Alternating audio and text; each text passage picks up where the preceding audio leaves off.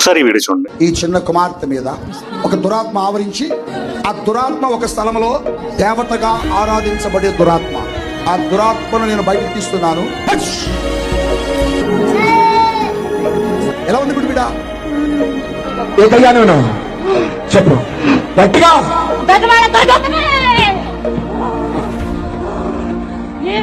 యేసుక్రీస్తుని ఎవడన్నా ఇలా దయ్యంగా చిత్రీకరిస్తే మీకు ఎలా ఉంటది? బాధేదా? కోపం రాదా?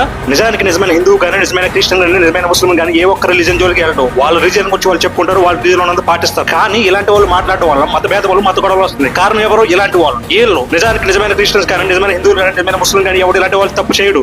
ఇది తప్పు, ముమ్మాటికి తప్పు. అయితే దీన్ని బైబిల్ సపోర్ట్ చేస్తుందా? తీతుకు రాసిన పత్రిక 3వ అధ్యాయం 10వ వచనం ఏమంటే తెలుసా? మత భేదములు కలిగించే మనుషులకి బుద్ధి చెప్పమని బైబిల్ క్లియర్ కట్ గా రాసి ఉంది. కానీ ఇలాంటి వాళ్ళు చేయడం వల్ల నిజమైన హిందువులకి, నిజమైన క్రిస్టియన్లకి గొడవలు పోతున్నాయి. ఇలా చేయడం ముమ్మాటికి తప్పే. హిందువులు కానీ, ముస్లిమ్స్ కానీ, క్రిస్టియన్స్ కానీ వాళ్ళ రిలీజన్ వాళ్ళు చెప్పుకోకుండా వేరే రిలీజన్ దూషించి మాట్లాడితే ఆ వీడియోస్ నాకు షేర్ చేయండి, నేను మాట్లాడతాను ఇక్కడికి వచ్చి.